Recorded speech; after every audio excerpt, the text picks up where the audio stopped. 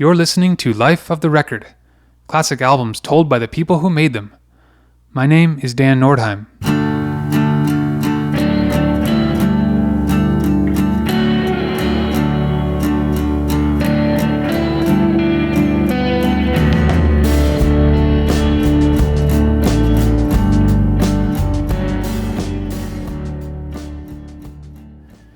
The Replacements formed in Minneapolis, Minnesota in 1979 by Paul Westerberg, Bob Stinson, Tommy Stinson, and Chris Mars. They released their first 4 records on local indie label Twin Tone Records, including Sorry Ma Forgot to Take Out the Trash, Stink, Hootenanny, and Let It Be. In 1985, they signed to Sire Records and released their first major label album, Tim. Following the release of Tim, they parted ways with guitarist Bob Stinson, as well as their longtime manager Peter Jesperson. In 1986, they entered Ardent Studios in Memphis to begin recording as a trio. Those recordings ultimately became Pleased to Meet Me, released in 1987. In this episode, Bob Mehr, author of Trouble Boys, The True Story of the Replacements, and Luther Dickinson, son of the late producer Jim Dickinson, reflect on how Pleased to Meet Me came together. Additionally, we'll hear from Paul Westerberg himself in a 1987 Warner Brothers interview with Julie Panebianco. This is The Making of Pleased to Meet Me.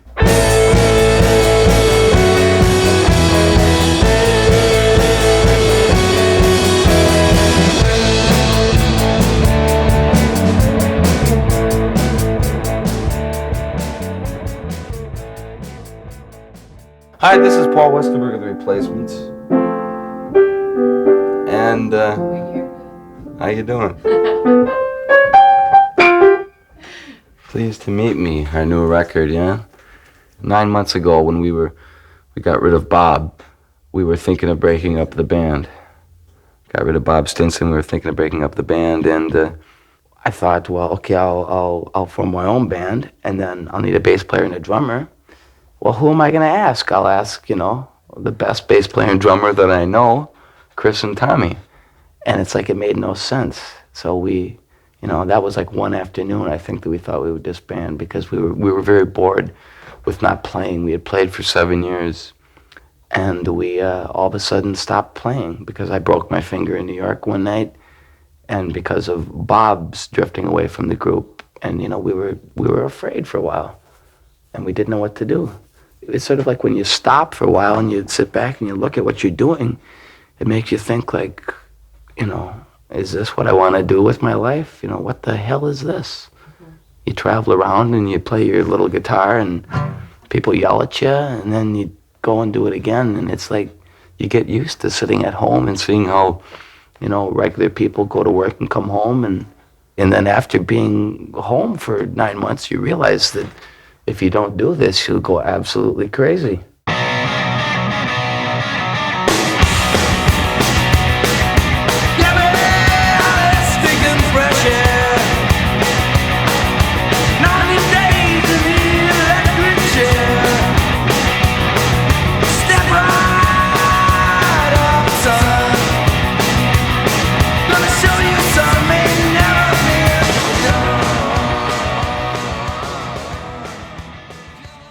This is Bob Mehr, author of Trouble Boys, The True Story of the Replacements. I'm also the co-producer on a series of Replacements reissues, including Pleased to Meet Me, the Deluxe Edition.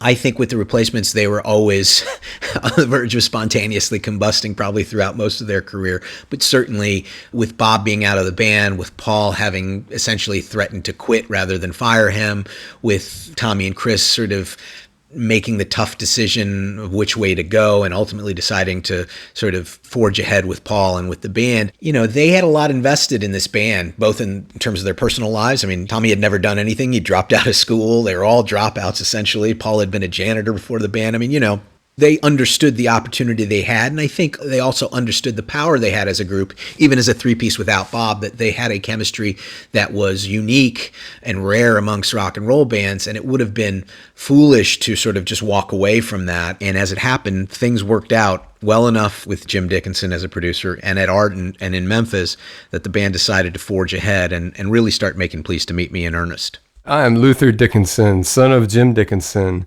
the producer of many records, including The Replacements' Pleased to Meet Me.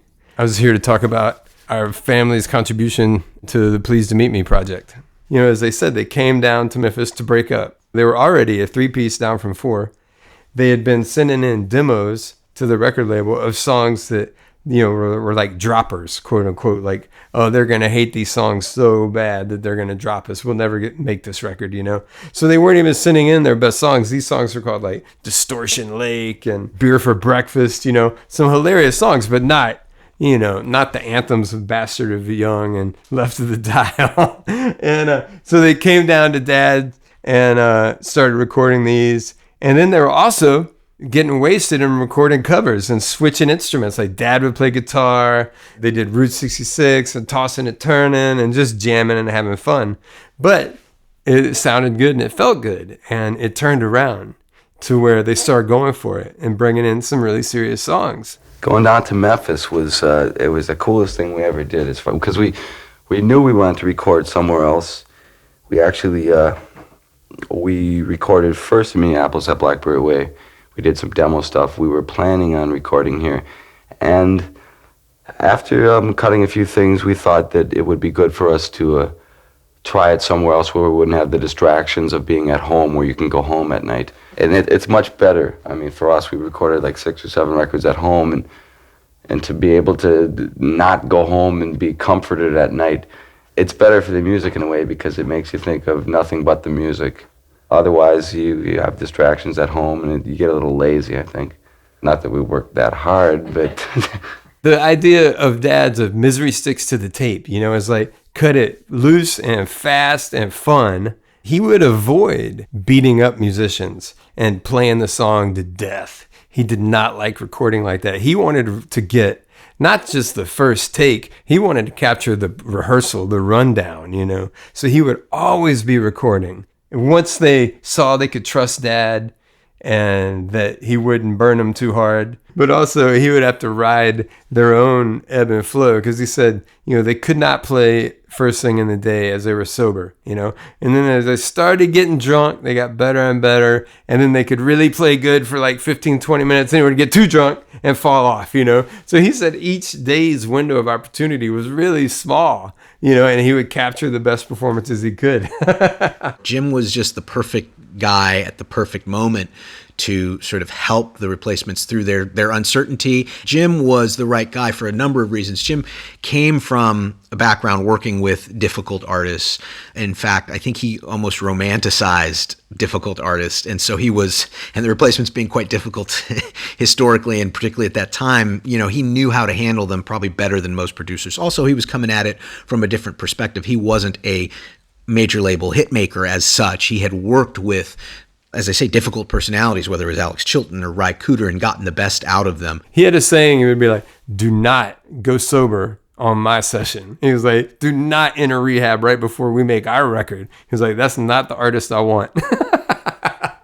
He wanted it to all perpetuate and lift the music to a place that wouldn't have been gotten there in a sober state of mind. You know, Jim was just one of those guys that would do anything to get the record that he needed. In the liner notes to the box set, I lead with a quote where he says, making records is just about tricks. You know, I've learned a lot of tricks. The record is there in the artist's mind. The trick is getting it out of them and getting it onto the tape. And I think he was able to do that, you know, through a combination of charm and skullduggery and persistence. And I think he really did a lot for the Replacements at a time where they were maybe open to new ideas, open to new approaches, open to a new way of working, because they were a little bit uncertain and not as sure-footed as they might have been had Bob Stinson been in the band. What we've changed as far as recording is we've taken our time, which is something we rarely do, just because we're very impatient. And it was the best thing in the world for us. It got boring, but it also got the better songs. If it would have been up to us, we would have been done with the record in a week. Like always, we pretty much record and then maybe overdub a little later, but this time we would actually play songs over and over and over till we actually got the beat down. Chris was a big factor in this one, where Dickinson, the producer, got Chris to play in time. And of course, by that time, Tommy and I were, you know, bored shitless. Beep! So we would try it the next day, but just the fact that we took a little longer, I think, paid off. Memphis production, Memphis musicians were real focused on the rhythm section, especially the bass drum. They just couldn't help it. This is part of the Memphis sound and the Memphis aesthetic, it's like it's bass drum heavy, it's dance music. And Dad said that Chris had never really thought about his foot that much, he was just playing drums. All I know is what my father said was that to make Chris concentrate on his bass drum, he went and stole a huge toxic waste barrel and put it in front of the bass drum with microphones all around it, saying that was how they were going to get that polluted sound, and it was literally like toxic waste, like some nasty barrel. And legend has it didn't even sound that good. It was just one of Dad's mental tricks, Maybe it changed the sound a little bit. Maybe it didn't, but what it did was focus Chris's eyes and brought his focus to this giant thing affixed to his kick drum. So he started really paying attention to his kick drum patterns. And if you listen to this record, the way Chris Mars is playing really has an impact on how tight this record is. Chris was learning new beats also, where he pretty much is a straight drummer, where he'll play like, Ringo or whatever.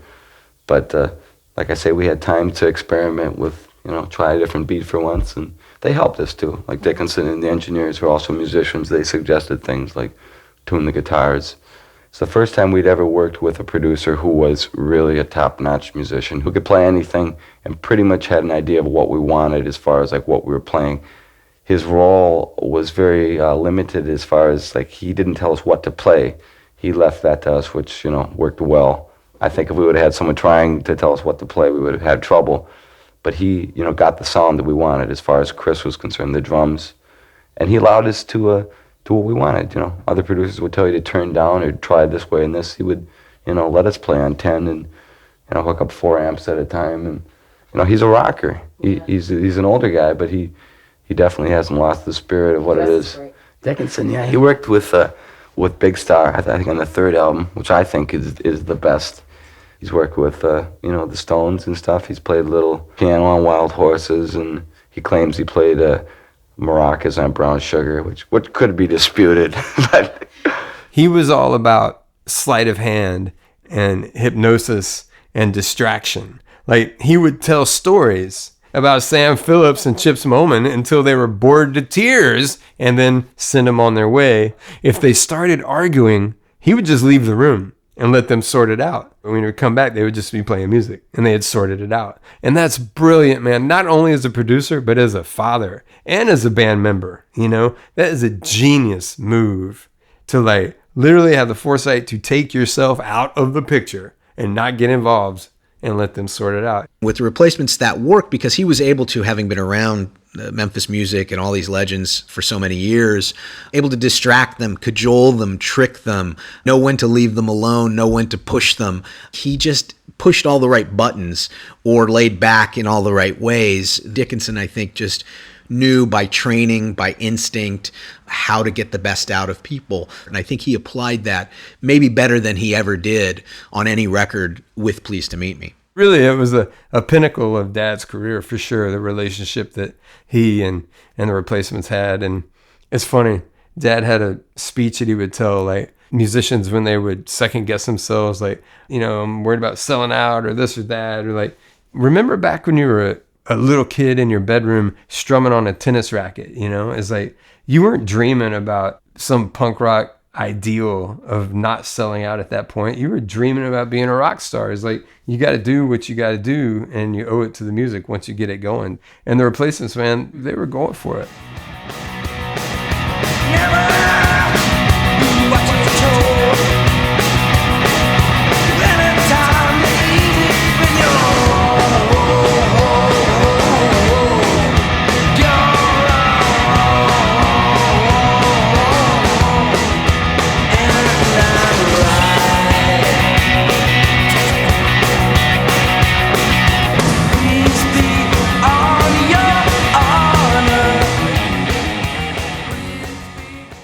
Well, I.O.U. is an interesting song because they actually demoed it in Minneapolis during the Blackberry Way sessions. There was always some thought that I Wanted in Writing, I.O.U. Nothing, was about some of the people the Replacements were leaving behind. You know, they'd split with their longtime manager, Peter Jesperson, and was a co-owner of Twin Tone Records, and ultimately they would split with Bob Stinson. So there was always some thought that, you know, this was like some kiss-off to the people who had, you know, been in their camp who were no longer there. But the truth of the matter is, the germ of the idea, anyway, came from Iggy Pop. Paul tells a story about seeing Iggy Pop play some show around this time and was kind of hanging out on the bus with Iggy afterwards, and somebody shoved a piece of paper and a pen in Iggy's face asking for his autograph, and Iggy wrote, you know, in all capital letters, "I owe you nothing, Iggy Pop." And, you know, immediately Paul said, aha, you know, there's an idea for a song. I owe you nothing.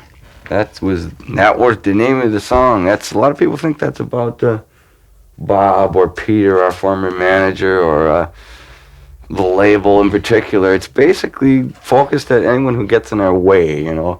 That's the Replacements at their most bitchy, shall I say. I frankly like it because the chorus is nonsense. The chorus is wah, wah, wah, wah, wah, wah, you know. Certainly, it's an amazing way to kick off the record. It's one of the great album openers, I think, of all time, and really sets the tone for this record that, yeah, maybe Bob Stinson, the wild and crazy Bob Stinson, isn't in the band, but we're going to be as ferocious and as loud and as unkempt, you know, in addition to having the great Iggy connection, really is a statement, and I don't think it's a coincidence, you know, how it was sequenced at the top of the record.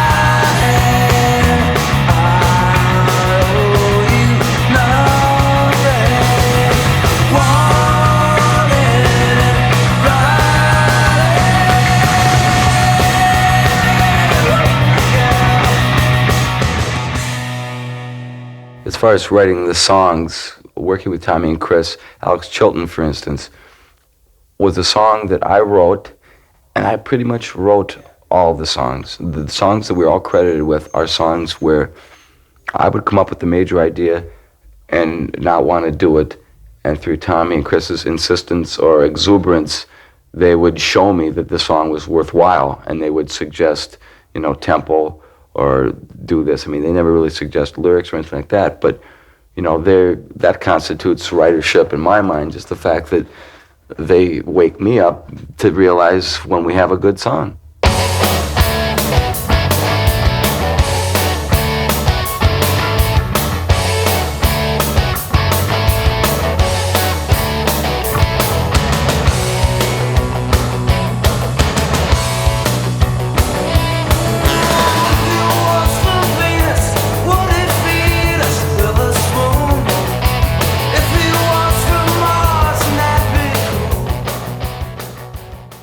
Alex Chilton is an important and I think iconic song in the band's history for a number of reasons. It's interesting because they were obviously working in Memphis at Ardent, and Alex was around for these sessions.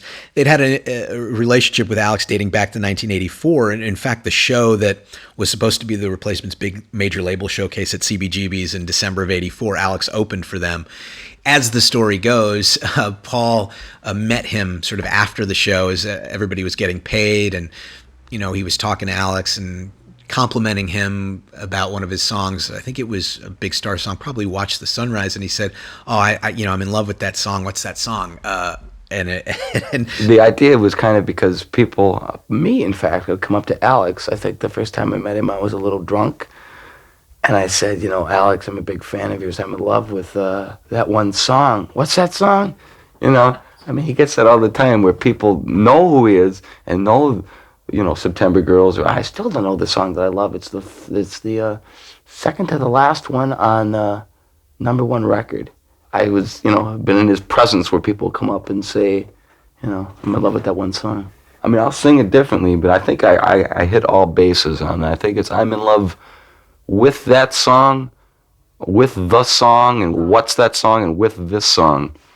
You could take your favorite and sing it through every time. So the line, it comes from a real place. And then the next day, Peter Jesperson and Paul met Alex near where he was staying at St. Mark's Place. And Alex was, hanging out by the trash and fiddling with his stash. And so the song is really colored by a lot of real things in Paul's first impressions of meeting Alex and knowing him. Alex Chilton is, I'm happy to say, a friend of ours. Alex is a strange guy where it's difficult to get close to him and to know him. I'm still kind of in awe of him when I meet him and we get together. We hung out in Memphis a little bit, and I figured I wanted to write a song. I wanted to bring it right out into the open. I mean, a lot of bands are influenced by him and will coyly lift a phrase or a riff or something from him. I figured just come right out and write a song about him. What's wrong with that? I mean, everyone else pays homage to him in, around the barn kind of ways. Alex is one of the best songwriters in the world, and, I like the guy, and what the hell? That's great. He paid us $50.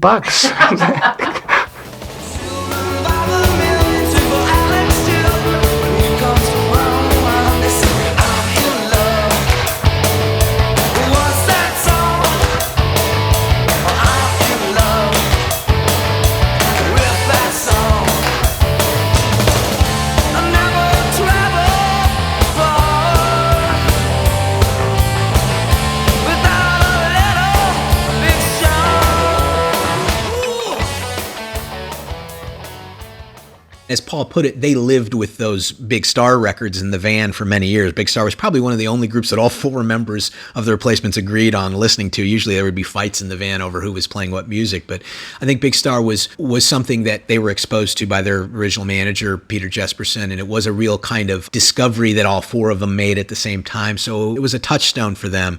And I think it was a touchstone because Big Star, especially at that point, as I say, was a band that, nobody had heard of, nobody knew, their records weren't available. They were a band really lost to history. And I think that was both interesting to the Replacements, thinking like, wow, you can make records as great as these and nobody knows who the hell you are.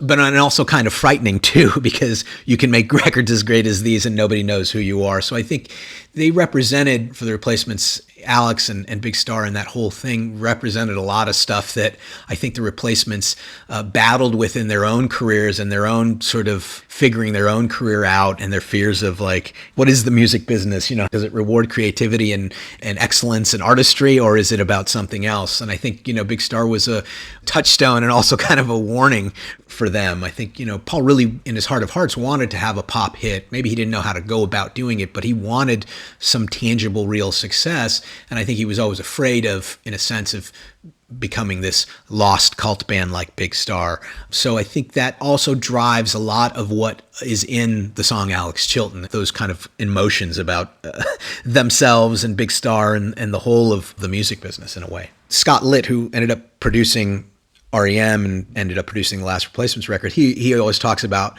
well, if that song had been called Buddy Holly, it might have been like the Weezer hit, But calling it Alex Chilton, I think people at Warner Brothers even were like, who's Alex Chilton? They were mythologizing a guy that most people at the time in 1987 didn't know, So it's kind of funny in that sense. Now it's seen as this great tribute to this great artist and cult hero. But at the time it was, probably left a lot of people scratching their heads. We want people to know who Alex is, who never heard of Big Star.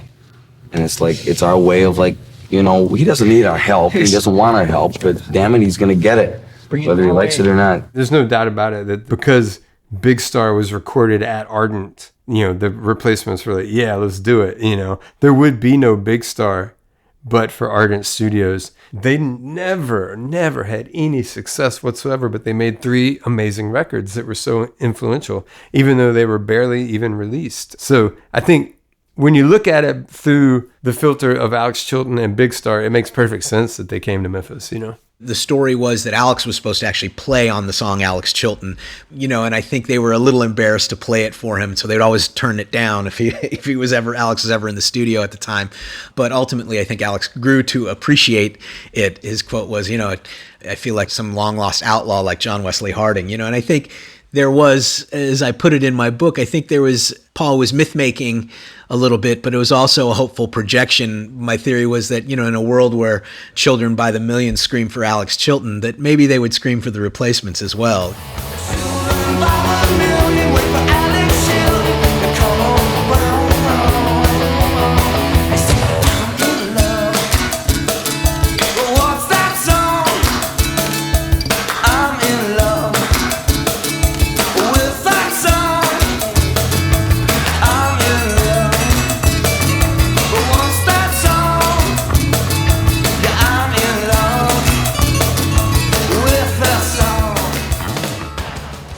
This is definitely before the idea of alternative rock as a powerful commercial medium really existed. I mean, this is 4 years before Nirvana, and even a year really before REM would have a pop radio hit. So the Replacements really were kind of on the leading edge of all that. There was a sense of the Replacements' self-awareness of being part of this major label machine, hence the very iconic album cover of Paul wearing a torn and tattered shirt, shaking hands with a suited and bejeweled Rolex-wearing record executive.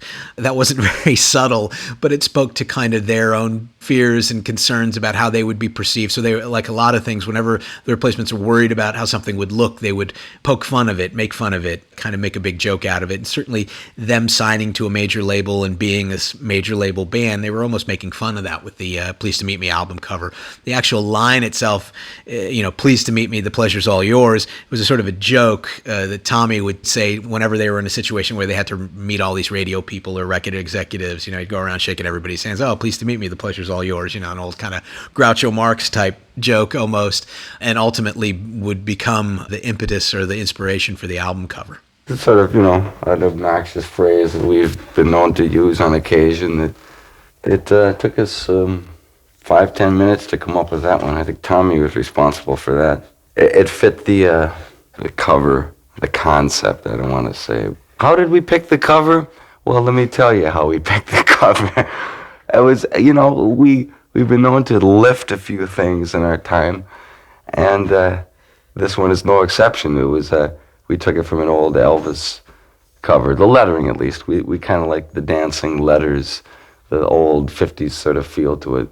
And we, sort of contrasted it with the photo, which has nothing to do with Elvis at all. But it was that kind of record. We figured we were down in Memphis, and it was a lot bluesier and, a little funkier than we're used to playing. And, that was sort of the spirit we were in.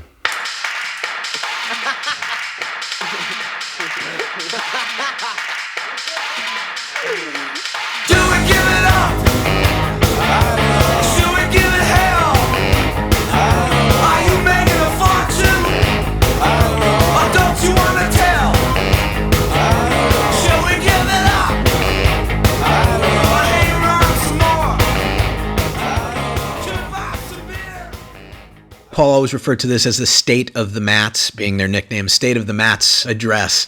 It's one foot in the door, the other one in the gutter. It really is Paul taking a look at the band. And I think at this point, they're getting into the major label experience. They're dealing with lawyers, they're dealing with A&R men, they're dealing with a whole record selling apparatus that's there to serve them. And, they were never comfortable in that. And I think Paul was always hyper aware of being in the maw of this machine, this, record-making, record-selling industry. And I think once they signed to Warner Brothers, a lot of their songs are about that. And it's about them being on the verge of something. There was a lot of expectations for the Replacements. I think a lot more so than a lot of alternative bands that got signed, because I think people saw they had potential to transcend, indie rock or alt rock or college rock and become the next great American rock and roll band. And so when he sings, I got one foot in the door, one foot in the gutter, that really is kind of his sense of where the band was. I don't know is our battle cry on tour, It's like, I don't know. It's like, where are we going? Where are we staying? Where are we sleeping? Where are we eating? When do you go on? I don't know. You can easily slip into that. Plus, you get people, the label people and the lawyers and contract this and video that. It's just, I don't know. We don't have all the answers. We're not like other bands that manage themselves and know exactly what they're doing. We don't know. We just, we're along for the ride, kind of. I don't know, the lyrics were definitely not written down. It was like we rolled a tape and they were improvised, and I have trouble remembering those, so obviously I'll just make them up. And, the background part is open for anyone who wants to help with the I don't knows. Probably have a hard time getting Tommy up to the mic, but what are you going to do with the rest of your life? And you can hear Tommy's reply on that, I think, from the heart. Ardent Studios had just acquired this great new computer sampling machine called the Fairlight. And it would record, anything, and you could play it on a keyboard. And this was like, there had never been anything like this in Memphis. And Dad loved it. He ate it up. And he was using this to create band tracks. Now then, Paul would come in and sing. Now, with this digital technology, Dad could record every take and just store every version of the lyric. And when I say version of the lyric, the family legend, as I grew up with, Dad never saw a lyric sheet. He said that Paul was not reading lyrics. He said every time he would sing a song, it would be different. And he was just spewing it, as he and Danny Stewart of Green on Red called it. And Paul, as the songs were developing, Paul was trying out different lyrics. And Dad was recording and keeping and logging every one of them. And then when Paul would go home, he'd put all of Westerberg's lyrics and vocals into the computer and place them as he saw fit. And a great example of that is, can I use your hairspray? Like, who's the guy behind the board? They say he's a dope. These are just freestyle funny things that Paul was just throwing off take after take after take. And Dad would just put them together. And the funny thing about when you fix a musician's music, like if you do it in their face, some people might get uptight. But if you do it on the sly, then they're like, yeah, that sounds really good. That's better than I even remembered, man. That sounds pretty good, And there's a funny story about Westerberg coming in while Dad was working on some of the vocals. And Westerberg saw Dad touch the keyboard, and Paul's voice came out of the speaker. And he was like, yo, is that me in the box? And Dad was like, that's you. He was like, go for it, Like a lot of Paul songs, he would have an idea, a concept, and then would leave sort of lyrical holes in it. So, it's a kind of call and response, with the band serving as a Greek chorus, sort of replying, I don't know, to all these sort of situations that they're talking about. And it really is based on a lot of true stuff. Oh, our lawyer's on the phone. What did we do now? And things like that. But as they were recording this, they had done the initial sessions with Joe Hardy as the engineer. And then when they came back to start recording the album in the main, John Hampton was there. So when you hear the lyric, who's behind the board, they tell me he's a dope. That was them sort of poking fun at John Hampton. So, once he got into the studio, once he got into the vocal booth, he would improvise and change and come up with things on the fly. And some of the most memorable things in replacement songs are not the things that were written and rewritten and labored over, but were things that were, just on the spot improvisations off the top of Paul's head. And so you get great moments like that.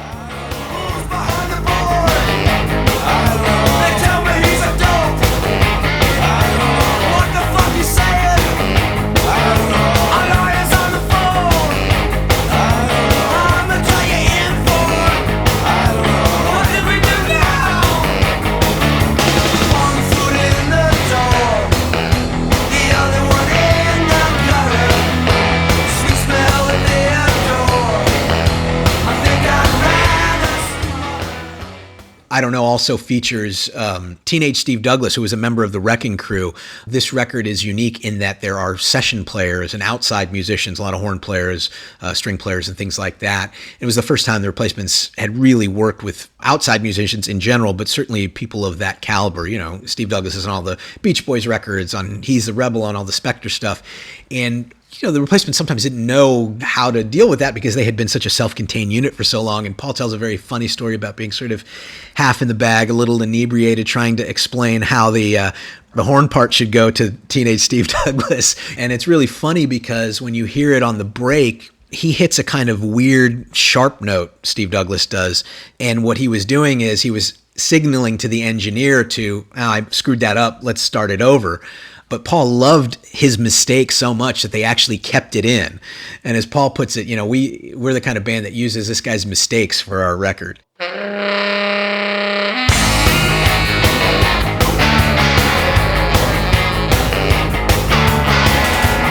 guys still around? I don't know. What you gonna do with your life?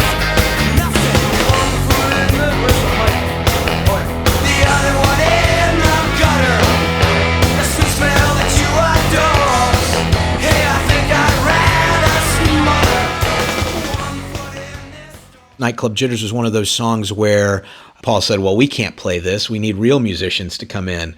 And that was one of the songs where Dickinson sort of left them alone with a piano and a stand-up bass. And he left the room for 15 minutes. And when he came back, they were at it. They were playing it. And what you hear is the track there. So I think this was one of those instances where they were really trying something outside the box, unlike anything they'd done musically. And it took a little while for them to work their nerve up to do it. But Jim just left the room. And, as he puts it, I came back 10 minutes later. They were playing it. And I think it was 1 take or 2 takes. And that was the track.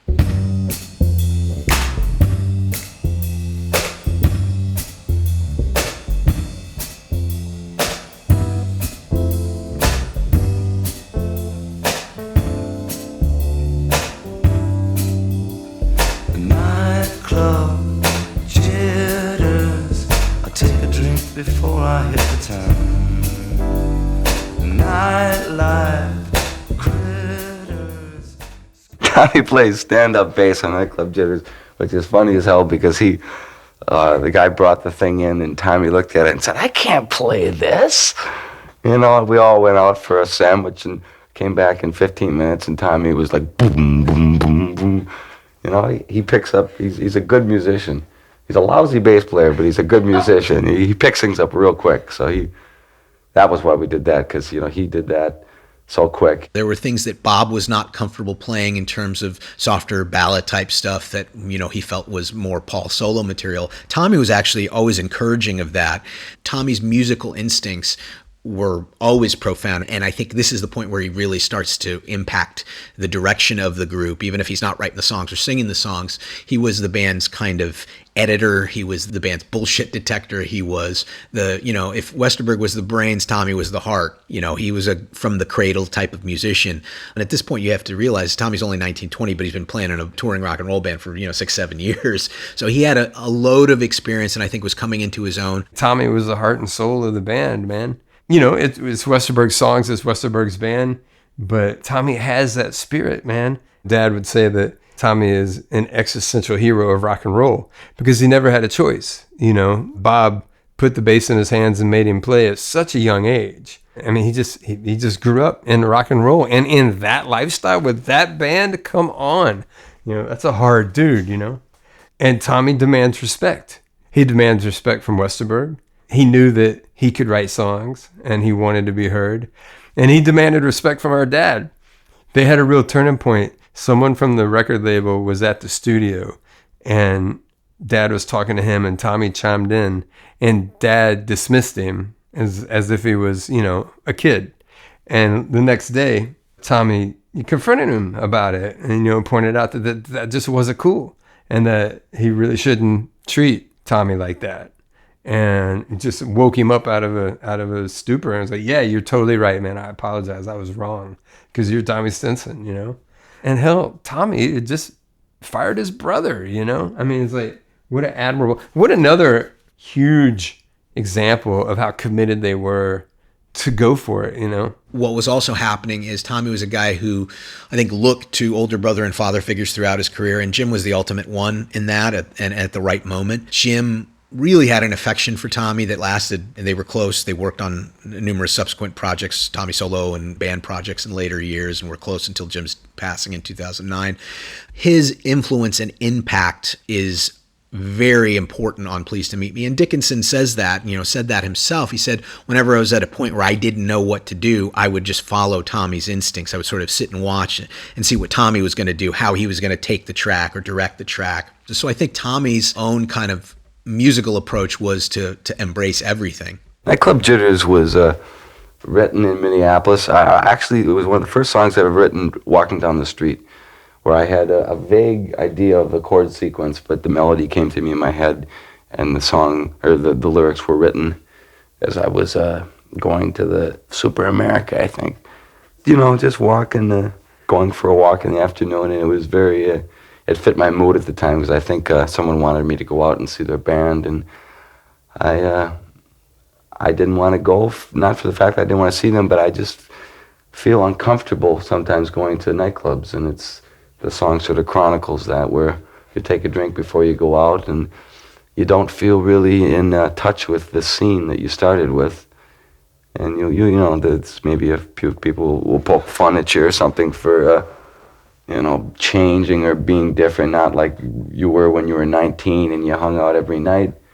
But it was sort of a realization that we had changed, and we're 8 years older now, and we don't hang out at bars every night. It was rooted in his sort of changing relationship, I think, to the Minneapolis scene, to going out to bars and clubs. You know, for many years, you know, they were regulars at shows and going out. And I think once they got on the road and were touring as much as they did, 83, 84, 85, 86, he became less likely to spend his downtime, you know, from playing rock clubs in Minneapolis. And I also think there was a sense as the band got bigger, it was less comfortable for him to be out and about in the scene, so to speak. You know, as he said, sometimes you don't know if someone's coming up to you, they want to compliment you or throw a drink in your face, or they're jealous, or they're this or they're that. So I think, you know, it's a song about kind of growing up and growing away from the bar scene and the club scene that you were a part of. They say now, don't be a stranger. It really don't matter to me. I'd be willing to wager that it don't matter much if we keep in touch.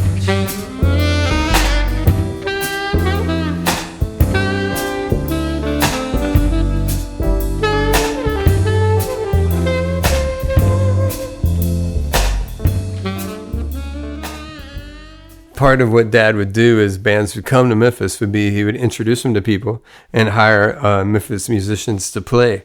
And the first cat that he brought into the Replacements was Prince Gabe, who was a cool cat, man, a jazz saxophone player, you know, first generation Beale Street Memphis hipster.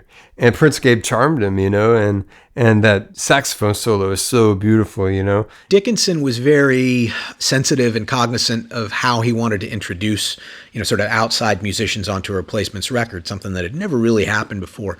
And so he picked as the first person to kind of bring in Prince Gabe.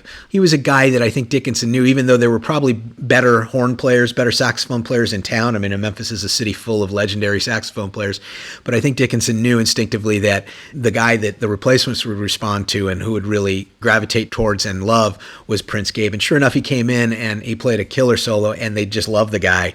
And in fact, you can hear at the end of the track after his solo, he came out of the studio playing his solo, and you hear some clapping. And that was the band really clapping for Prince Gabe after he'd played his solo. They loved it so much. Prince Gabe did pass away 2 days after he played the sax on Nightclub Jitters.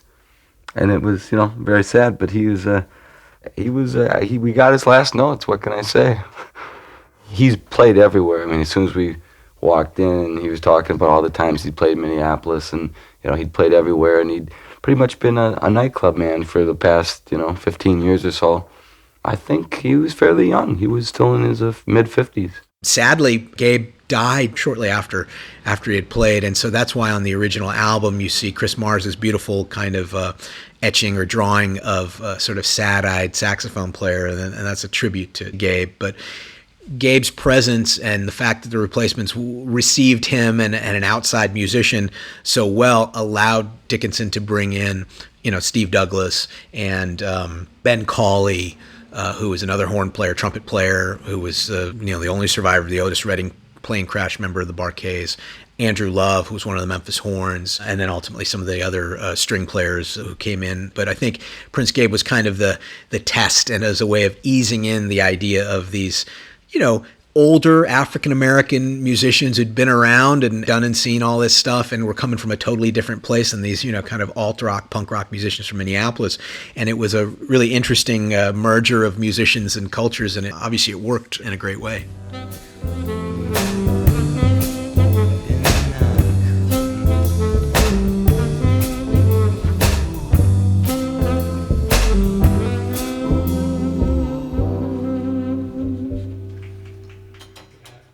Paul's thing at the beginning was he started the sessions, as was his one, he started combative and then ultimately sort of came around. I think Dickinson had to win him over, and I think Dickinson won him over by not confronting him. Paul famously started, I think their first meeting, he told Dickinson, I'm not going to give you 100% because you don't deserve 100%. And Dickinson was sort of taken aback by that. I think he had heard that expression and that sentiment expressed by some of the African-American musicians he'd worked with over the years, some of the R&B guys and blues guys, but he had never really heard that from one of these young sort of alt rockers that he had worked with. As like Paul said, he wouldn't give 100%, but like Dad said, by the time it was over, after he sang The Ledge, first take, once again, not belaboring it, there's the performance. Dad said that Paul gave him 110%, you know.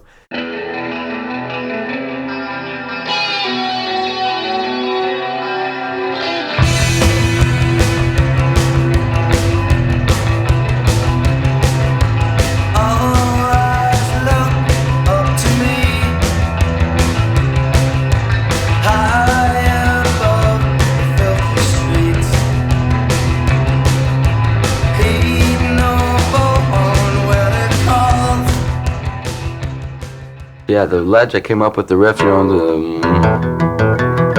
this one afternoon in October. It was like a rainy day, and it was written in 45 minutes, and that's all the best songs. All my best songs are written real quick, and they will irritate you for the next couple days, and that's exactly what that did. It was written, and I couldn't think of anything else but that, and I couldn't wait to go and practice. I wrote it on a Friday afternoon, and couldn't wait till Monday. We got together, and it's written, not necessarily out of personal experience because I'm still here. It's an observation. And if anyone wants to read anything into it other than that, then, that's their problem. And the lyrics, they just came. It was like, I didn't have to sit, I didn't have to think, it was just wham, wham, wham. I turned on the little tape recorder, I had it on the ironing board. And it was partially out of the way I had felt at certain times in my life, I figure if you're going to kill yourself, you kill yourself. But I had tried to commit suicide once, I think, when I was younger. And I can still feel how I felt then. I mean, not like now that I'm totally, A-OK and the happiest guy in the world. I mean, I'm doing fine, but I can feel for people that feel totally lost and have no one to turn to. So it was written sort of half of my own experience and half of, maybe me trying to feel how it is to be up there on the ledge. And it's not written in any way to condone that kind of stuff. Obviously it's bullshit, it's wrong. But to someone who does it, it's pretty selfish. It's I guess it's selfish, but I can't even say that. It's sad. It's sad more than it's selfish or anything. I wrote the song about it because I can feel it. Watch me fly and die, watch me fall. I'm the boy they can't ignore. For the first time in my life, I'm sure all the love sent her high to pledge won't reach the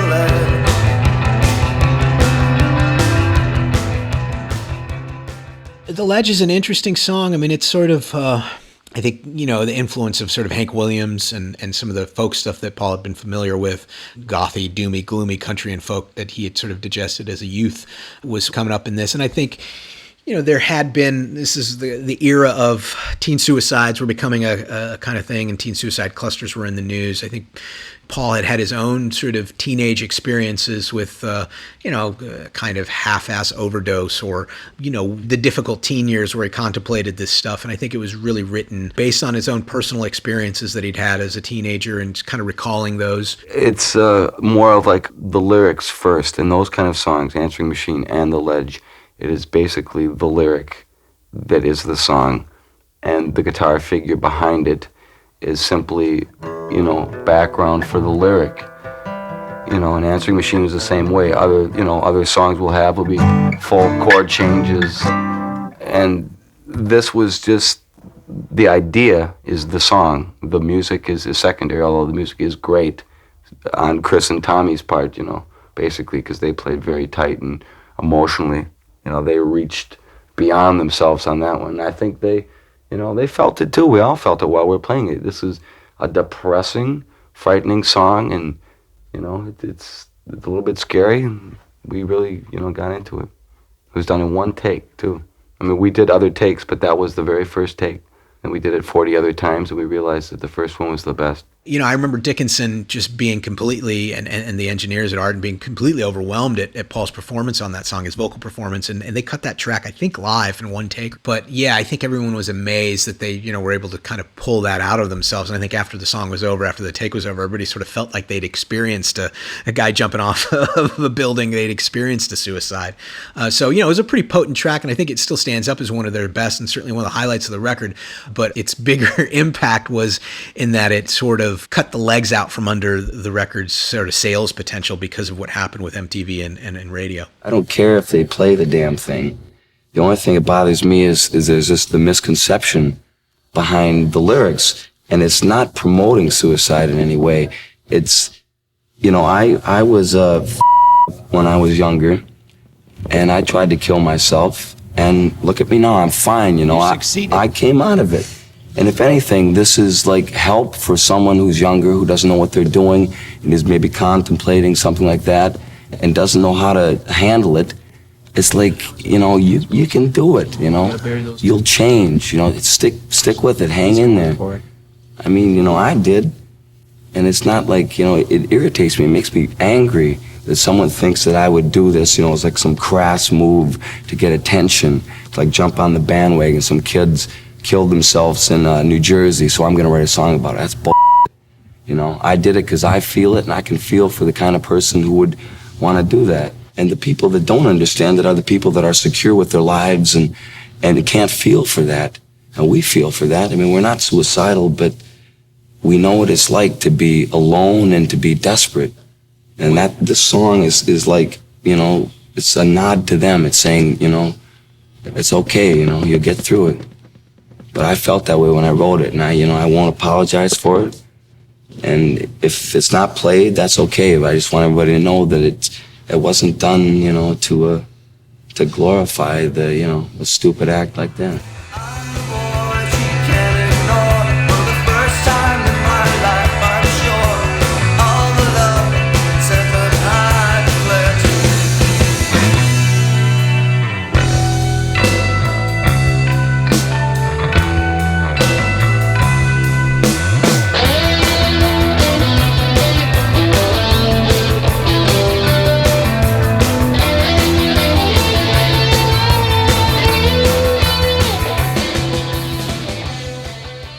This was the song that was picked as the first single for the record by the Warner Brothers radio people, I think because they felt like it had some potential as an AOR radio hit.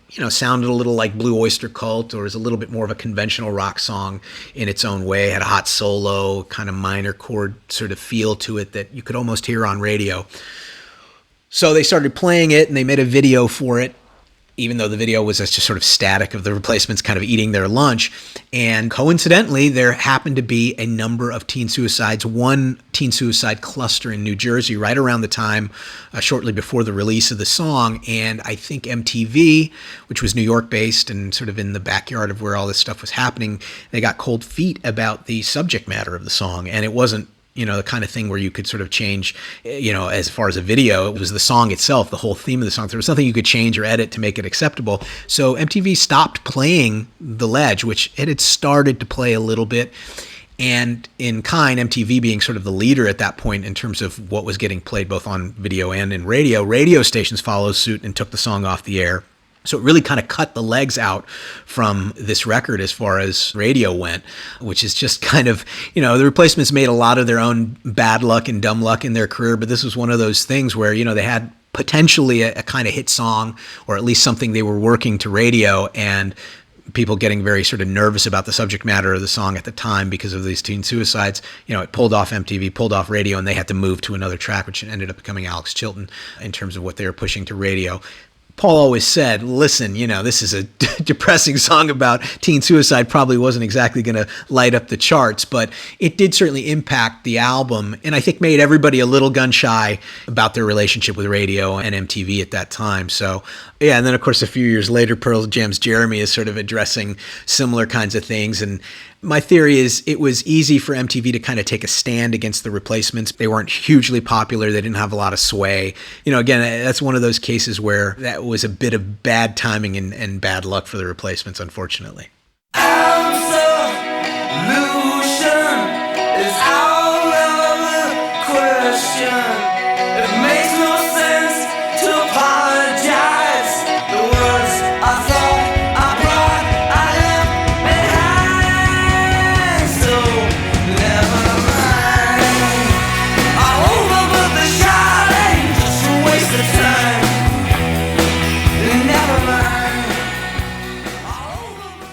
Nevermind is one of my favorite songs on the record, and it almost didn't make it because it was done the way it was, and a few people thought it was very vague, and I tried to go in and do the lyric over, and I got pissed off, and then it ended up with the lyrics that are on there. So partially the lyrics are for the people who are trying to make me change it, and it is like it's over, it's all over, but the shouting, never mind. It's like, get out of my face.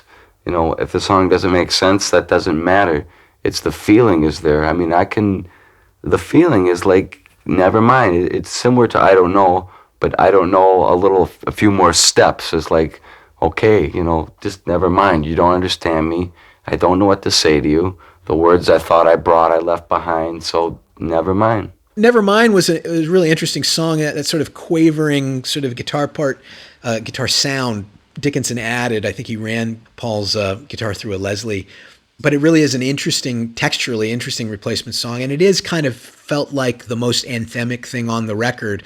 For whatever reason, I think the Replacements managers seized on that as having the most hit potential. And Russ Rieger, who was one of the band's co-managers, really was pushing Paul to write a kind of populist set of lyrics to it. Like, make this the hit, write the lyrics here that'll just be, kind of general mainstream populist sort of thing that everyone can shout and pump their fists to. And of course, telling Paul or urging Paul to do anything is probably going to have the opposite effect. And so instead of writing some kind of uplifting anthem, he ends up writing Nevermind all over, but the shouting, just a waste of time. I mean, it's, the kind of pessimistic view of it. I'm not ready as I'll ever be. I climb on the walls, I fall to the sea. I'm not ready as I'll ever be. And I suppose your guess is more or less as bad as mine. All over but the shouting, it's a waste of time. Never mind. All over but the shouting, just a waste of time. A lot of my lines are very obvious. I mean, you could probably guess the ones. I suppose your guess is more or less as bad as mine. That's I've been waiting for 6 years to use that one. I'm a sucker for turning phrases the wrong way, where it's like, pleased to meet me, for instance. The opposite way it's supposed to be. It's sort of the lazy man way of writing a song, but it's I like to do things backwards, I guess. A lot of the lyrics, I think I'm definitely stuck in a mold, and I've come to grips with it. I can only write I cannot write a real happy, good song. I've tried. Some of the songs are cheery sounding, but I can never really bring myself to write lyrics that are just, happy-go-lucky, sunny day, and I'm in love with you, baby. It's like they always have to be, I used to be in love with you, and now I have to go jump off the ledge, baby. I think this song bears the influence, and you're talking real world influences, of the relationship with Bob. Absolution is out of the question. There's some lyrics in there that I think speak to the band's relationship and Paul's relationship with Bob, and as it was sort of starting to grow distant and wanting to apologize and wanting to talk about things, but never really having the words to say it. And so you just say, well, never mind. And I think, that has some impact on what you're hearing in Nevermind, but it certainly is a deeply felt song Yeah, I mean, a line like absolution is out of the question. There's probably some guilt about having to part ways with Bob, but also, Paul came from a big Catholic family, and, I think there was a lot of Catholic guilt woven into his lyrics, or that sensibility certainly was not far away from his writing. I think he writes very much like somebody who grew up in the bosom of the Catholic Church, and guilt and revenge and all those sorts of ideas, I think, are sort of deeply embedded in what he wrote and the songs and in his life, and so I think that's the really kind of why I think Westerberg is such an effective songwriter, and why his songs are so timeless, in that more often than not, he's not conjuring characters or scenarios. He's actually writing about a life he's lived and the feelings he's felt in a way that he somehow manages to make mostly personal, but just universal enough that at least, maybe not tens of millions of people, but enough people sort of feel them. And I think if you feel Replacement songs, you feel them deeply. And if you feel them as a band, you feel them deeply. And I think a lot of that is down to Paul's ability to kind of take his experiences and his feelings and his innermost thoughts and sort of synthesize them into great rock and roll and great rock and roll lyrics and meaningful songs that even if you didn't know the real backstory, you could still sense the feeling behind it. And I think Nevermind is one of those songs where the music and the production and Paul's delivery, it all works as a piece, and you feel the impact of it, even if you don't really know who the story is about or that it's about Bob.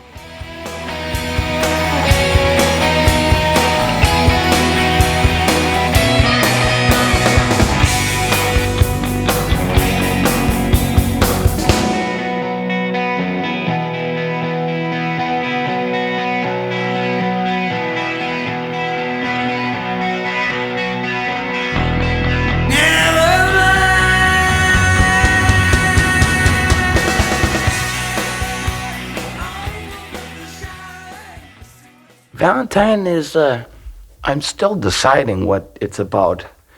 It's about kind of a person, but it's, I don't like really explaining it because a lot of people will take it in different ways. And I kind of enjoy having people come up and say that Valentine is cool because it's about this and that. I think it's basically about the fact that the line, tonight belongs to you, tomorrow's mine, saying that, taking our usual loser standpoint that our time is not now, and it's, we're just collecting Valentines rather than making love to the moment. It sounds pretty heavy, but, Good. Well,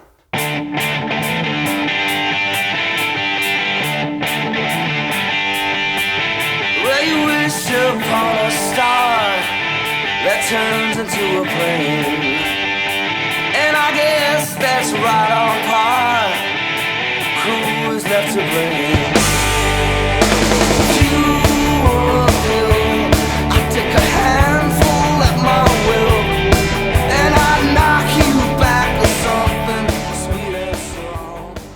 The opening of this is, when you wish upon a star and it turns into a plane.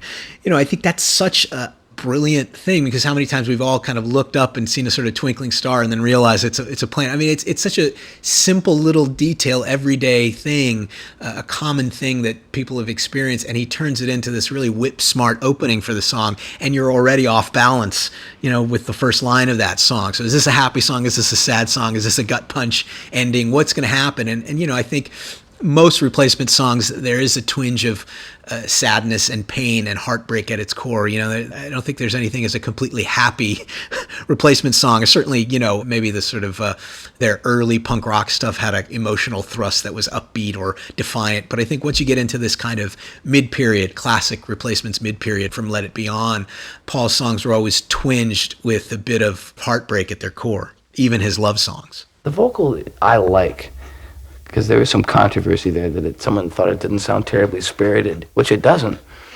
But that's kind of what I liked. It sounded like I was very tired and sort of weary of the whole thing, and it fits the song well. So we had to have a discussion about that. They thought it should be belted out more, like stridently singing, "Tonight makes love," And as it is, it's sort of weary of, like, our day will come. Yesterday was theirs to say, this is their world and their time. Only tonight belongs to you, tomorrow's mine. Tonight makes love to all your kind, tomorrow's speaking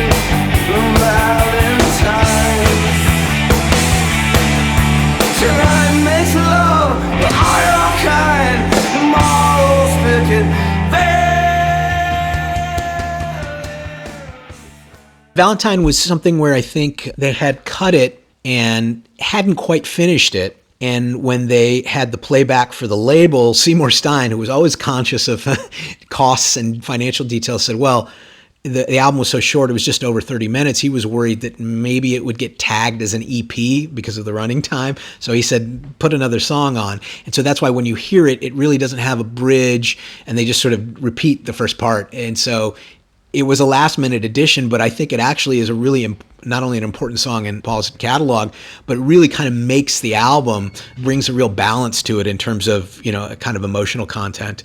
I think there was maybe some sense that the band was aware of not overstuffing the record with sad songs or slow songs or soft songs. Some of that was a perception thing. I think, Bob being out of the band, who had been the sort of wild and crazy sort of beating heart of the band, they felt like they didn't want to be seen as too soft, coming on the heels of Bob's departure. So I think maybe that went into some of the thought process of what they put on and what they left off.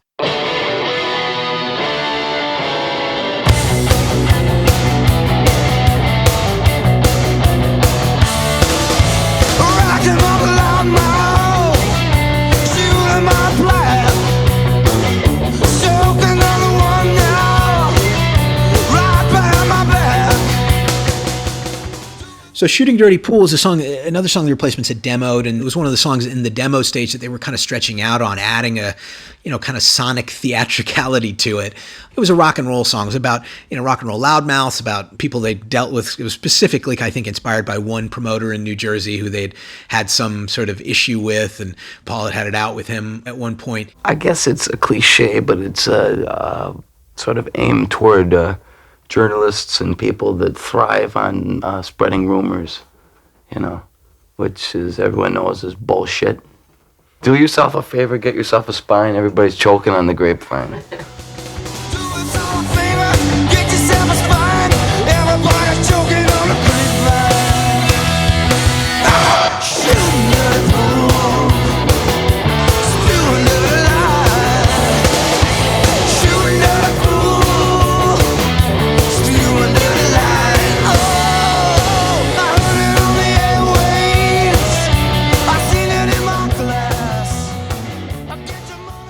And so I think it was the needed rocker on the record, but rather than just being the sort of usual showcase for Bob, since he wasn't there, they kind of took the opportunity to kind of make a little bit of sonic theater with it. And so you've got the kind of oral sounding bar fight, glass breaking, and sounds like a fight, and then the breakdown, and there's this section where there's a lot of heavy metal kind of guitar noise collage. And Dickinson was really into that idea and running with it, and so he proposed kind of really building that aspect of the song up. This song, Shooting Dirty Pool, Dad had a vision. He wanted to make a music video of this song, and he envisioned a bar fight in the instrumental section, and he was trying to musically illustrate the sounds of a bar fight. And so they broke some glass and they were making noise. And in fact, as part of it, enlisted his 13-year-old son, Luther Dickinson, who's now went on to become a guitarist for the Black Crowes and leads his band, the North Mississippi All-Stars, to come in and play because he was adept at making these sort of heavy metal Eddie Van Halen kind of guitar noises. Dad saw a way in, and he got permission from the band, bless their hearts, to bring me in to make some like heavy metal guitar noises, So we did like the Steve Vai laugh from the Crossroads soundtrack. Backstory, like Dad had just finished doing the Crossroads film score with Ry Cooder, which is where the Karate Kid gets the blues and goes to the crossroad looking for Robert Johnson's lost song. And Steve Vai, before this was really his biggest early break, was in the film playing like this crazy animated heavy metal guitar. And he totally charmed Dad. And Dad was like, I want you to make that Steve Vai laugh. Wee, wee, wee, wee, wee, wee, wee, wee, wee. Like, I need you to do some of that Eddie Van Halen two-handed tapping. And I could just barely do any of it. So anyway, he got okay from the band to bring me in. And I went in to Ardent and played some guitar noises that he put into the computer and placed as he saw fit. Why'd you get a haircut, sister? That's it.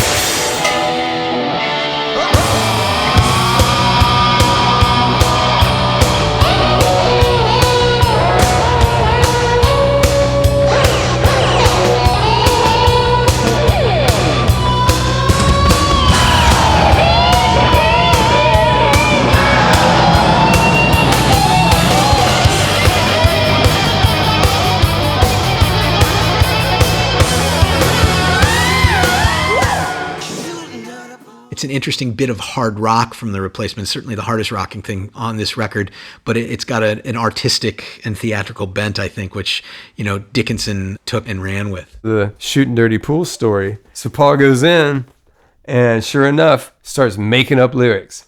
And I knew, because I was intimate with the song, I'd heard all the rough mixes, and he was making up new words. And when it came to the bridge, he said, "You're the coolest guy that I ever have smelt. Ain't a notch on nobody's belt." And I laughed out loud in the control room because I just thought it was funny, and I knew it was a new line that I hadn't heard before. Later, Dad let me in on the joke, that the joke was on me, because I put on what I thought was my cool shirt, and I smelled like a middle school homecoming dance, you know what I mean? And because I had some cheap cologne on my dirty shirt. And Westerberg was making fun of me on the mic. Maybe my greatest claim to fame. Oh man, it's not the guitar solo, it's the fact that I inspired the rock and roll lyric. Coolest guy ever I've smelt.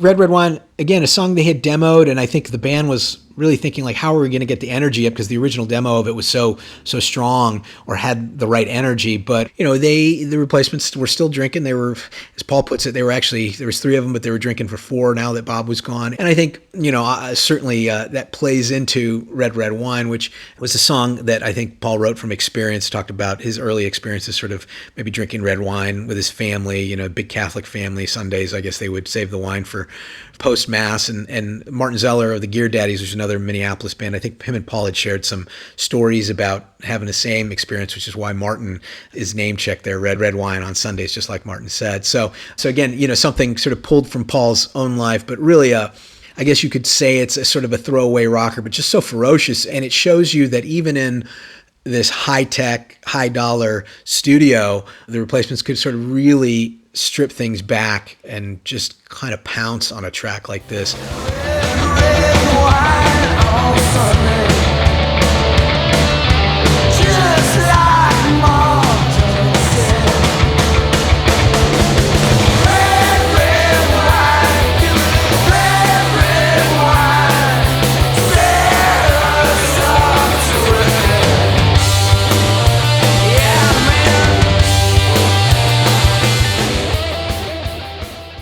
I was studying Paul's guitar techniques because he was using altered tunings, which we grew up with in our community, but not the way Westerberg was doing them. He was playing in open G tuning, but in the key of F. And it literally blew my dad and his friend Jim Lancaster's mind, because everybody played in open G. Keith Richards, made it famous. Furry Lewis, blues and folk, everybody used open G at that point. But nobody played punk rock in other keys in open G before Westerberg. And like when Dad took me to the studio, Dad was like, "Okay, now I'm going to have Paul play guitar for you, and I need you to figure out what the fuck he's doing." So sure enough, I walk in. He said, let's redo that rhythm guitar on Red Red Wine. Paul's like, "Whatever." So he threw on the Dan Armstrong plexiglass guitar, just like Black Flag. I was like, "Oh, that's so cool. Look at that guitar." And he did Red Red Wine, which is open G tuning in the key of F. And I was like, boom, got it. Since there wasn't the 2-guitar attack, a lot of the songs Paul was writing in the lead up to Pleased to Meet Me ended up being more open tuning, so he could sort of cover leads and rhythm at the same time. So I think Bob's absence in the lead up to this album definitely impacted the kinds of songs and the structures of songs and the way they were writing. And there's a number of things in open A and I think some in open G on this record, so it's just a matter of fact that if your second guitarist isn't around, that's going to change the dynamic of how you're writing and how you're sort of structuring songs. And I think Paul was a great lead player, and I think obviously because Bob wasn't in the band, he had to sort of step up into that void and really kind of handle all the guitar duties on Pleased to Meet Me, but particularly the lead stuff. And I think he deserves probably a lot more credit as a guitarist than he gets. Red Wine, though, that's a happy song. Well, it's supposed to be, but I never feel happy when I hear it. I guess that's what I mean. When I hear Red Wine, I get a little mad. And anger, but I think just the fact that it is a rock and roll song. I just, I tense up a little, and I want to like hit something. It doesn't make me like relax and go do do do do do do. It's it's like. Rawr. I mean, I could see how you get a giggle out of them, but they're not real happy songs. It's sort of like working man, frustration release song or something. Paul always said the Replacements are two kinds of bands. We can be one kind of band on stage, one kind of band in the studio.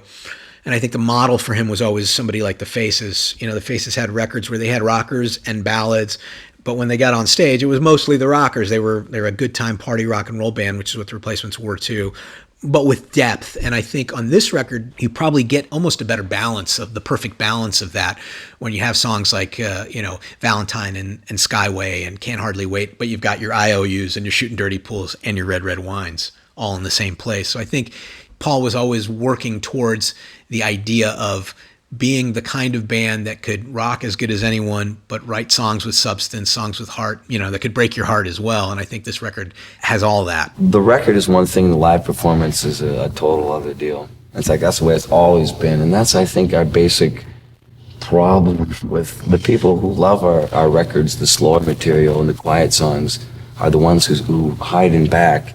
And the ones who come up front are the ones who like the loud, raucous stuff. And it's like, live we tend to play that, but the ones we really like are the ones who are too afraid to come up and say hello.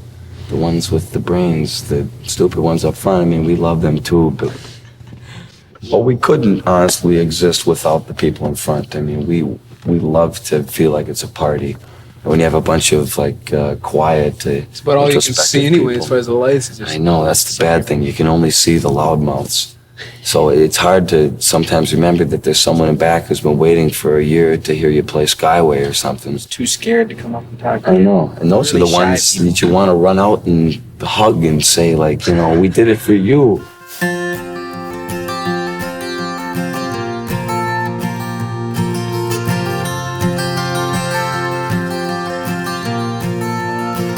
You take the Skyway high above the busy little one-way. In my stupid hat and gloves at night I lie awake, wondering if I'll sleep, wondering if we'll meet out in the street. Skyway. A lot of people don't know what the Skyways are. They don't have Skyways in too many places. I know, that's kind of why I liked it too, because it's our own little private song for Minneapolis. They're basically the sidewalks above the street because it's too cold in the winter to walk in the businesses, feel they'll get people to come downtown. And it's like you can walk for miles and not ever go outside. You can walk around the whole city through the Skyway system. And it's generally the people who are shoppers and work. And so this song was sort of written from the point of a guy who's, like myself, who I don't go up in the Skyways, I mean, what do I have to do up there? I never go shopping or anything, so I sit down there and watch the people walk by. Skyway is an interesting song in that it's, certainly the most Minneapolis-specific thing, or one of the most Minneapolis-specific things they wrote. I think early on, because they had never really traveled outside of Minneapolis. The Replacements, or Paul, even in general, hadn't been outside. There's a lot of songs on their first record, Hanging Downtown and Raised in the City. They're really about Minneapolis. But I think, as the Replacements got on the road and their universe expanded, he was writing more about the different people and different scenarios and different places. That I think the road became, I think that's why his songwriting opened up really through Let It Be and into Tim. But I think being away from home, recording in Memphis and being away from home for really a pretty extended time had a bearing on him really kind of focusing on Skyway and getting just the hometown details right. Obviously the Skyways are the sort of interconnected walkways above downtown Minneapolis. And I think, again, this is another unrequited love song, told from the perspective of a guy like Paul who isn't a shopper or a worker, and he's just sees the apple of his eye, or this girl walking up in the Skyway, and finally works his nerve up to go and kind of brace her and see her and talk to her, and he's in the Skyway and he looks down and she's on the street. Again, it's a little bit like Valentine, where it's like, that gut punch, bittersweet kind of twist to the song. Oh, then one day I saw you walking down that little one-way. We're the place I catch my ride most every day. There wasn't a damn thing I could do or say. Up in the Skyway, Skyway, Skyway. Paul was a guy who got homesick, I think, pretty easily. You know, they were never a band to stay on the road for months at a time, you know, maybe a couple weeks or a few weeks, and they'd come back home. And I think being in Memphis for an extended stay kind of made him a little homesick and made him focus on some of that stuff. I think that's why, you know, Skyway came out and was recorded. And I think he woke up one morning and went in probably before the band and recorded this just on his own. And then later Dickinson added some keys or some organ, and Chris added some little foot tapping. But in this case, Paul got a little homesick and really wrote the ultimate Minneapolis song while he was in Memphis. I think for the first time in my life, I feel old. I feel old. I mean, I'm not paranoid about it, and I feel like that I'm, you know, no longer a young man and can't play rock and roll. How old are you? I'm 27. I'm 27, and I feel it. And I no longer try to be 20 or 18. And for the past 2 years, I was 18 for 6 years. It's exhausting. And it is. It wears you out, and it makes you want to quit. And, you know, and that's my answer for people that don't like Nightclub Jitters or Can't Hardly Wait. It's like, I'm not 20 anymore, and I'll be damned if I'm going to pretend I am.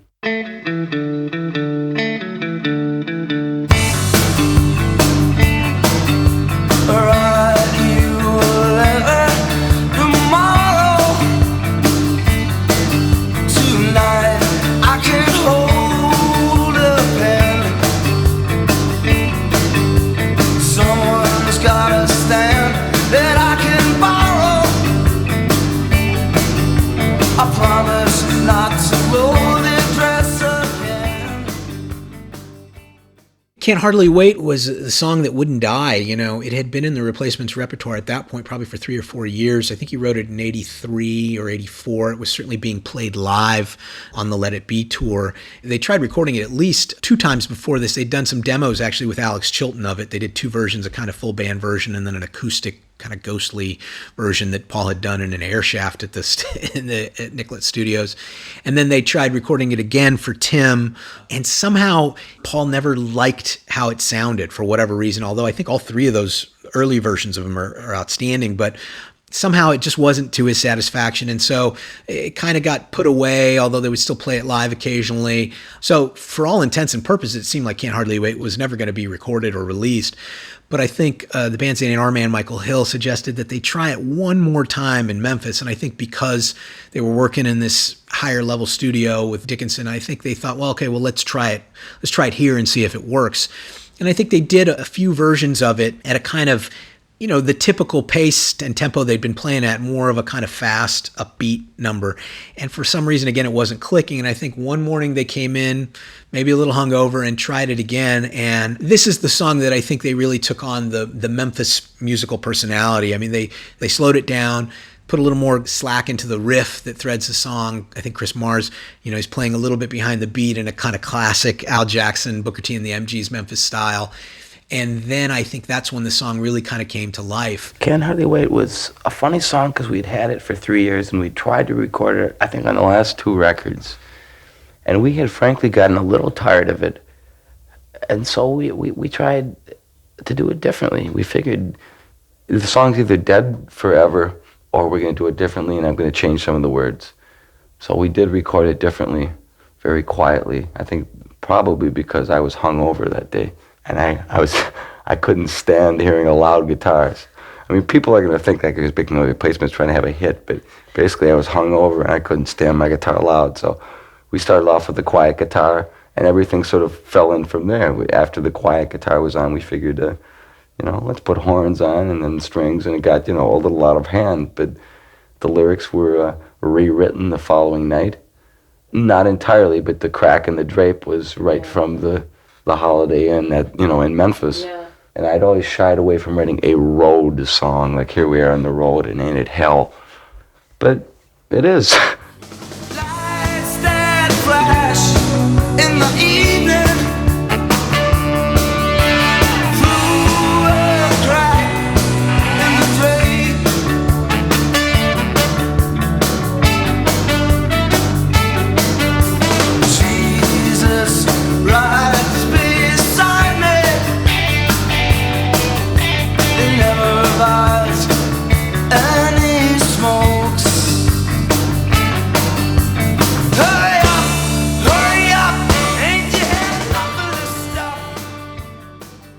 he played a guitar riff on the Jesus Rides Beside Me.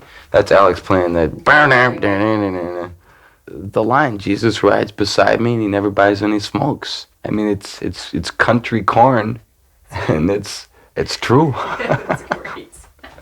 I wrote it on an acoustic guitar. I came up with the riff first, the da-da-da-da-da-da.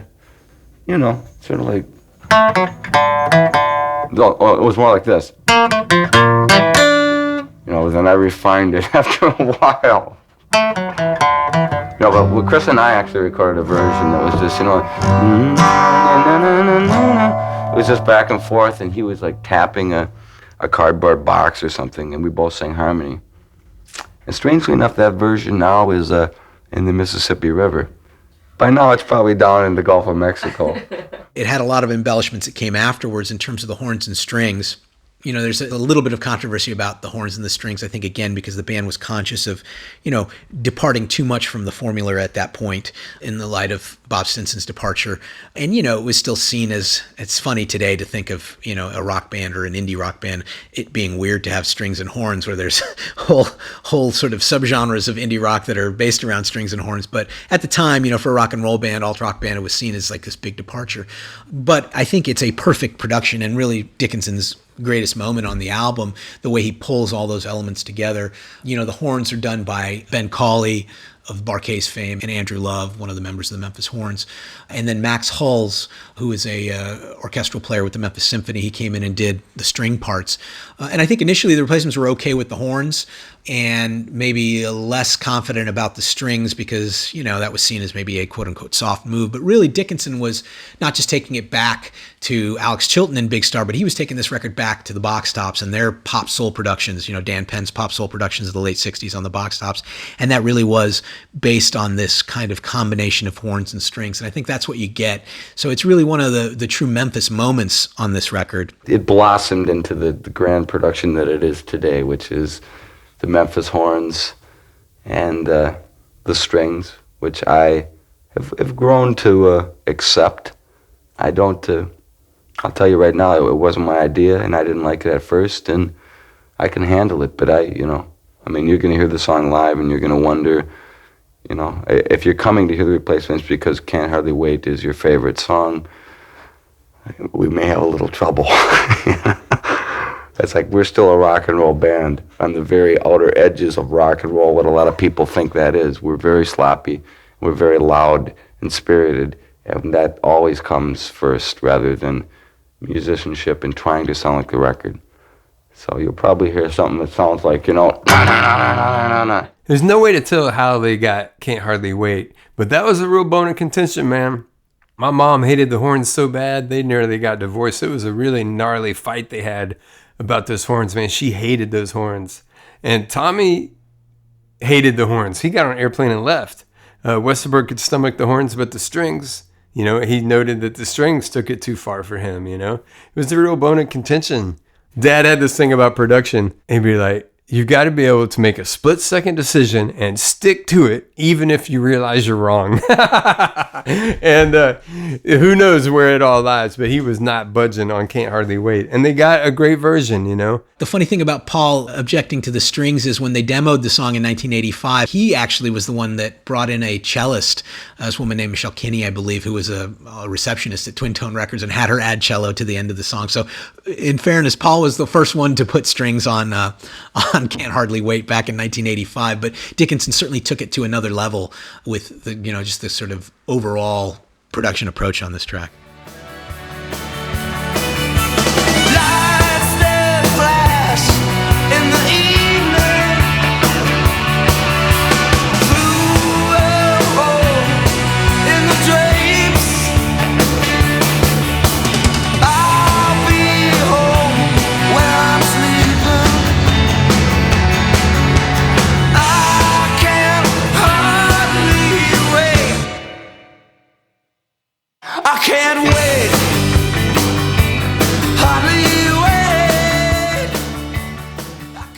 The record company was really high on what the Replacements had done on this record, so much so that they picked up the option on their contract to which Paul famously replied, "Suckers."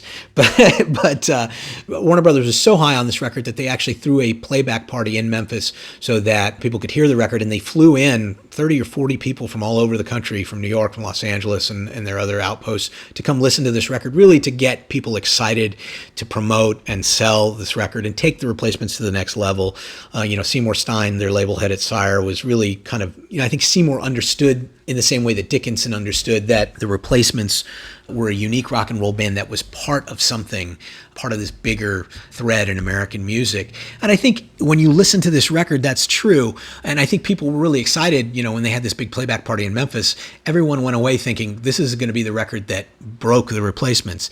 As it turned out, because of the controversy with MTV and The Ledge, it didn't quite happen that way. But also, I think the radio environment, alt-rock radio, was not really a band-breaking format at that point quite yet. That was still a few years off. So even though Alex Chilton and Can't Hardly Wait were kind of small alternative hits, it really didn't do enough to get them to sell 500,000 or 1 million records. Ultimately, the album doubled the sales of Tim and sold something like 250,000 copies, which at the time seemed like a disappointment. Now, of course, that's a massive number if any band sold that. But at the time, I think there was just some thought that their career would be accelerated. So I think what Pleased to Meet Me ultimately did was set up the next record. It only led to a lot more pressure on the next record, which ultimately, in a way, kind of hastened the band's demise. Paul always said, those last few years of the band, we were chasing a kind of success, pop success, and it really hurt us. And I think this is maybe the last album that, for a variety of reasons, they made as purely as any of their first 5 albums, where they made a Replacements record, certainly a different kind of record because of the circumstances and because of how they were working and who they were working with. But I think it was still a record that was relatively free from the pressures and expectations that would really kind of ratchet up and in some ways undercut and undermined the band's career over the last few years, going into the late 80s and early 90s. So Tommy and I were making his last Bash and Pop record during the reunion tour. We actually recorded in London, like the afternoon of one of the shows. And it was a song he wrote about the tour, about the experience of working with Paul again, after all this time. And Tommy was sad, man. He was disappointed. He really hoped that they would be able to form a new working relationship. But man, it's impossible to break those patterns and those personal habits. It's like a band has a chemistry and you fall into the roles. It's funny watching those guys in London. They're so funny, man. They got into an argument on stage, on the mic, during the show about the chord change to one of the songs. Afterwards, Paul made a disparaging remark about the chords of it's like 2 to the 5 to the 6, And Tommy's like, I play what I always played. And Tommy literally played it in his face on stage. And Westerberg's like, so funny. Like, they're still arguing about how certain arrangements of their own songs go all these years later. It's really sad that they're not still playing reunion shows. And man, I really hold my breath until the next one. I really look forward to more of that. It was so wonderful to see thousands of kids singing these songs and enjoying it.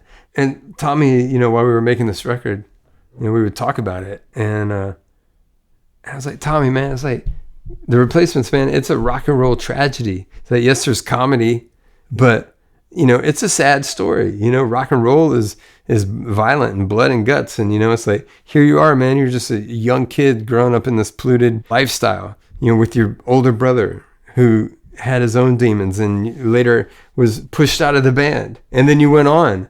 And then the band finally broke up and you never got your due, bad record deals and bad business. And you never truly benefited from the fruits of your labor. And the Replacements, man, this is not a happy ending, man. It's a tragedy and it's sad. And you hear it in the music and you feel the tension in the music. And you never know, is it going to be a great show or is it going to fall apart? Is it going to be a great show until it falls apart? Is it a great show when it falls apart? Who knows, It's not a happy ending. The Replacements, that's kind of the story of their whole career, is like their songs were one thing in context in the 80s, but over time, I think they've grown both in stature and in meaning. A song like Left of the Dial, which is really about kind of celebrating college radio and the esprit de corps of that whole world, probably only meant something to a handful of people at the time, but now it's taken on this whole other meaning. It's, they name box sets after it, and it's a kind of a buzzword left of the dial, or a phrase, that people know what that means. And so it has taken on a bigger meaning. And I think there's a lot of the songs on Pleased to Meet Me at the time, they were seen as like, oh, this is a rocker, or this is our pop song, or whatever. But I think that the songs have grown in stature and have taken on greater value and meaning as the decades have wore on, and they've become these kind of generational anthems. Dad, after the session, was like, man, I wish Westerberg had just given me the one anthem. It's like, man, there just wasn't a Bastards of Young or a Left of the Dial. But in retrospect, man, I feel like Pleased to Meet Me is full of anthems, And what really brought that home was when they did the reunion tour, and to hear thousands of kids singing along to so many songs from Pleased to Meet Me, I was like, man, it's like you just couldn't see the forest for the trees, because, man, these tunes are anthems, Pleased to Meet Me is kind of that perfect combination of personalities, of Dickinson, of the engineers, of the session players, of place, of being at Ardent and Memphis, and the right environment, and of songs, certainly in the batch of material that Paul had. And in terms of performance, I think this is the record where Paul had to step up, Tommy had to step up, Chris had to step up, and they all did so in a way that really elevated not just the music, but I think elevated their own belief in what they were capable of. And I think it not only meant that the band was going to not break up as they had thought they might at the start of the sessions, but that they were going to go on and, hopefully reach even greater heights. Pleased to Meet Me, the story of Pleased to Meet Me is a kind of transformative journey, and ultimately what you're left with is a classic album. We've been sitting around so long, we're so dying to play that I think that, I'm losing sleep already. We're not going to be touring we'll be touring in April, May, and June. And I'm already starting to lose sleep about it. It's like the first tour again. It's going to be great. So you can't hardly wait. I can't hardly wait. That's it. God, how cute.